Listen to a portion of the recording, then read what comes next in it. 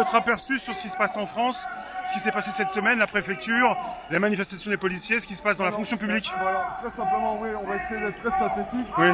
Je crois que ce qui réunit actuellement toutes les personnes qui sont là, c'est avant tout l'incompétence des membres de ce gouvernement, ça c'est le premier point, dirigé par une enclume qui est le président de la République et qui passe son temps à mentir et à voler le peuple français. Je suis un ancien officier, en effet, chrétien pratiquant, père de famille, catholique pratiquant, et je ne peux plus supporter, mais ça devient viscéral, la manière dont on nous ment, et je vais prendre des exemples assez récents. La loi sur la PMA a été votée à 12h52 par 72 députés, 17 contre, 55 pour. Cette nuit, évidemment, la GPA a été votée.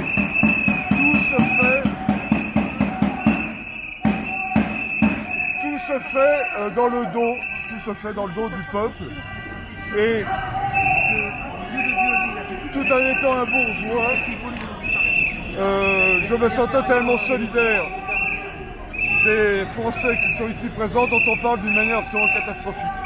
J'ai fumé des gitanes, j'ai roulé en diesel. Bon, j'ai été incendant, mais on nous prend vraiment pour de la merde, avec quand même l'appui des médias, car si vous examinez bien la manière dont, je vous guide, n'ayez crainte, j'ai l'habitude, la manière dont les médias sont aux ordres du pouvoir, c'est incroyable. Vous avez les mêmes premiers titres dans Le Parisien, L'Express, Le Point, les merdias de merde, les télés que plus personne ne veut leur regarder. Les titres sont les mêmes et l'ordre de priorité est le même. Pendant 48 heures, on a essayé de nous faire croire que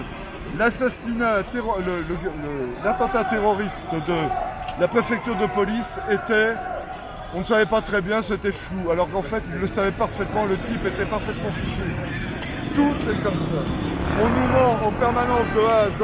Quand ça ne va pas, on crée un comité Théodule. Et je crois que la France est, somme toute, en train d'exploser. Maintenant, il faut un ciment commun là-dedans. Je n'ai pas encore le ciment commun, monsieur. Je pense que les gilets jaunes, c'est une opportunité à chacun, pour chacun, d'exprimer son désarroi, le fait qu'ils ne sont absolument pas d'accord. Simplement, je les invite à rejoindre. Après, il faudra qu'on règle nos comptes, par contre. Il est évident qu'on n'a pas tous la même vision politique. Il y a des chrétiens qui attendent le roi. Moi, je suis un chrétien pratiquant et je ne suis absolument pas de gauche. Et moi, je suis anarchiste chrétien. Voilà, ouais, anarchiste chrétien. Ouais, les fondements de la communauté Pourtant, chrétienne. ce qui se passe dans la fonction publique, pardon, c'est une crise qui est beaucoup plus profonde que l'arrivée du président Macron. Alors, comment ? C'est beaucoup plus profond cette crise dans la fonction publique qu'elle n'a pas commencé à l'arrivée du président Macron.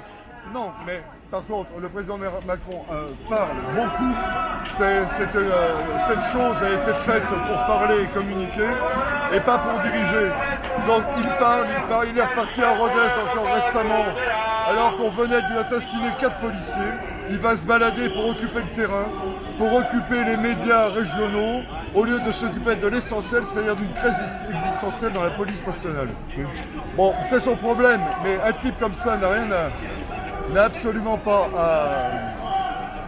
à être président. Et quand on a 4 policiers qui se font assassiner, qu'on refuse de reconnaître que c'est un attentat terroriste, on reste peut-être à Paris plutôt que d'aller occuper une salle de 200 personnes avec l'EHPAD de Rodez. Je n'ai rien contre les EHPAD. Il faut que les petits vieux puissent se défouler et donner leurs idées sur les retraites, mais il a autre chose à faire. Voilà. Donc, globalement, pourquoi je suis ici ? Dieu sait qu'on m'a retenu pour un chrétien pratiquant aller rue de l'Évangile dans le commissariat, c'est assez sympathique. Parce que je veux que cette bande d'incapables, d'incompétents dégage. Mais non, dégage. Ces gens-là n'ont aucune qualité pour pouvoir diriger un pays. Castaner, alors on va prendre Rouen, voilà encore un exemple qui me revient, mais c'est tous les jours qu'il y a tous les jours il y a des fake news. Alors ce sont les rois des fake news et veulent faire des lois anti-fake news. C'est assez drôle d'ailleurs, ils feraient bien de se censurer eux-mêmes. Bon, le préfet le vendredi dit qu'il n'y a rien. Miss Castaner, celui qui n'a plus de chance, qui est obligé de sortir sa secrétaire pour savoir si c'est sa femme ou si c'est sa secrétaire, qui n'arrive pas à la voir de nuit en boîte de nuit parce qu'en fait il a également perdu le sens de la vue, dit le samedi ou le vendredi, non le samedi dit qu'il n'y a rien, que l'air est pur et on va se rendre compte que c'est une grosse catastrophe écologique. Comment voulez-vous qu'un homme, je suis père, grand-père, j'assume toutes mes... Je travaille pour les anciens combattants, mais comment voulez-vous que je puisse accepter qu'on me vole? Parce qu'on va parler après du facteur imposition, qu'on me vole et qu'on me mente. Là, on a parlé de la partie bonimenteur. Maintenant, il y a la partie du vol. 48% de prélèvements obligatoires. Et si on rajoute l'ensemble, pratiquement, quand on travaille 10 heures, on travaille 6 heures pour l'État d'une manière déguisée. Tout augmente, on paye des impôts sur des impôts, on a un revenu net déclaré qui est largement supérieur à ce que l'on touche. Quand on va prendre, quel exemple peut-on prendre? On paye des impôts sur la taxe sur les carburants, les 60 centimes par litre. On paye des impôts sur cette taxe. Mais dans quel pays sommes-nous? Nous sommes le seul pays occidental qui réagit de cette manière. Nous sommes... Je suis, au moins qu'on nous dise, eh bien voilà, quand vous allez travailler 10 heures, il y a 60% qui partiront à l'État.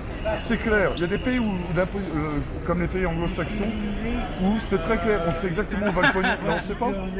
Ce sont des successions de micro-taxes, personne n'est capable d'en donner la liste exhaustive.